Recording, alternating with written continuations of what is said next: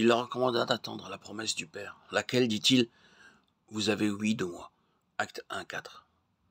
Dans la vie des saints hommes de l'Ancien Testament, le mot attendre est un de ceux qu'ils aiment employer pour exprimer l'attitude de leur âme devant Dieu. Ils attendaient Dieu et s'attendaient à Dieu.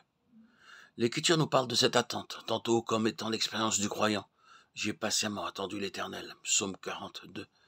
J'ai attendu l'Éternel, mon âme l'a attendu, psaume 135, 6. Tantôt comme accompagnant une prière, fais-moi marcher. Je m'attends à toi tout le jour, psaume 25, 4. Que ta bonté soit sur nous, ô Éternel, comme nous sommes attendus à toi, psaume 33, 22. Souvent aussi, cette attente est recommandée aux fidèles appelés à la persévérer dans quelque voie ou travail difficile.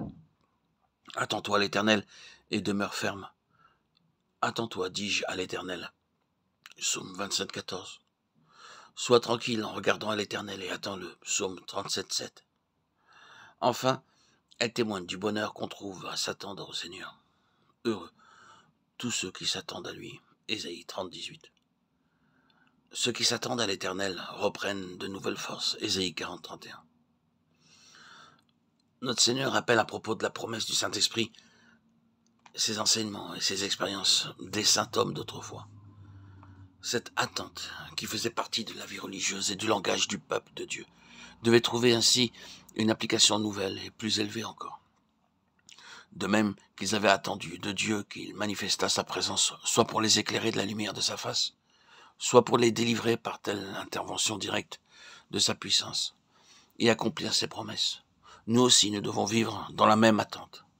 Mais à présent que le Père s'est révélé par le Fils et que le Fils a accompli la rédemption, notre attente doit se concentrer principalement sur la grande promesse qui nous révèle l'amour du Père et la grâce du Fils réunis ensemble, sur le don du Saint-Esprit et son habitation en nous.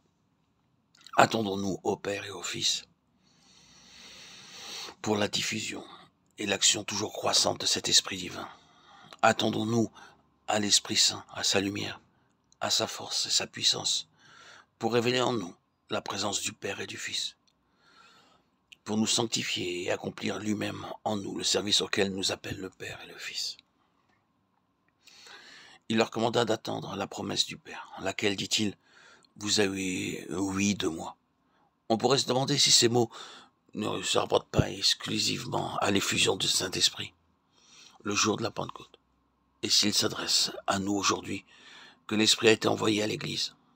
On pourrait objecter aussi que pour le croyant qui a déjà l'Esprit en lui, il y aurait presque inconséquence à attendre la promesse du Père, puisqu'il doit croire que l'Esprit demeure en lui et s'en réjouir.